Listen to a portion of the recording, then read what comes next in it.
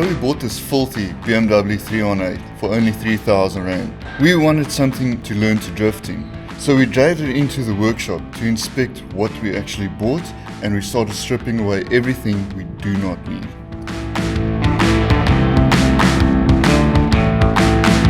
Once the front end was apart and the car was safely on jack stands, we could finally start working out how to turn it into a drift car.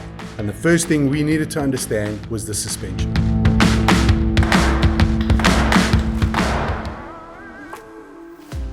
Okay, so the more and more understanding I have of suspension with regards to track and drift, because essentially you can use them for both if you set them up correctly.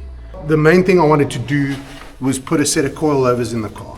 And obviously, being a budget car, we went for the cheapest coilovers we could find, which never came with a camber plate. So we decided, let's make a camber plate that we can have infinite adjustability. So we ended up making the camber plates and making it that you can rotate. That's why all the mounting points are here. And this goes underneath the shock mount, the shock tower. So all you have to do every time is literally rotate it, rotate it, rotate it. So if you want more caster, you can turn it more and more and get more negative caster backwards. Or you can turn it 90 degrees to your wheel and you can set your camber more in if you need. That's a lot of adjustability, like it's crazy. Caster is how your top of your shock lays back in comparison to where your wheel sits. So the top of your shock is not in line with the center of your wheel, it's leaned back. So that helps with self-driving, so self-steer. So when you let go of the steering wheel in a straight line, it will stay like that. If you have it too far straight, then it works like the front of trolley wheels.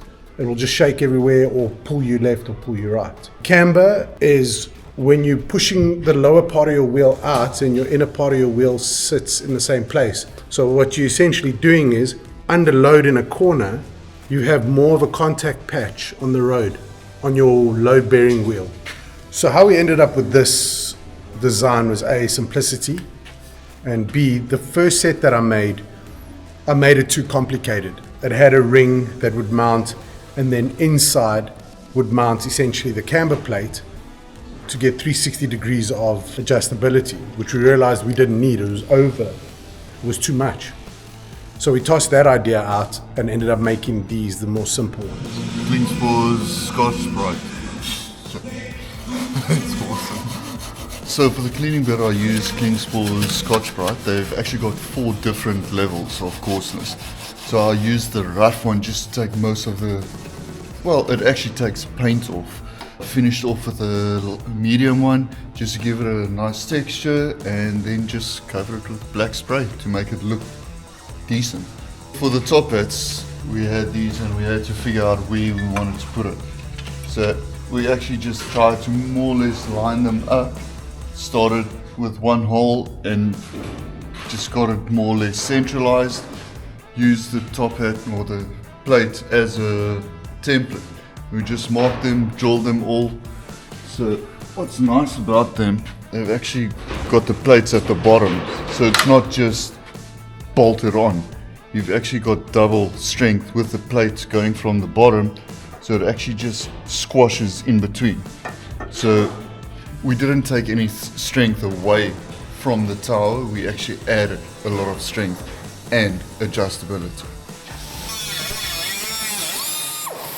So I had a set of old coilover plates off a Cusco suspension, which didn't work, and obviously I needed the pillar block housing. So we took that off the shock that we had and put it on our cheap shocks, which turned out to be more of a problem than anything, because we had to end up machining this upper spring holder out so it could slide over the shock slightly and make a spacer so that it would stay in place, so that we had enough of the shock protruding so we could tighten the bolt properly. So we had to start machining and fiddling with the top of the shock. So angle plates essentially bolt onto your control arm and bolt on to your stub axle. We wanted to drop it at least 30 mils. So we had a very slammed car, which we made it 30 mils. And then these over here are for your control arm, or for your steering arm to bolt in. closer to the pivot point, which means we'll have more angle and a faster steering rack. This drift car build is going a hell of a lot quicker than we anticipated. So follow along in the episodes to come.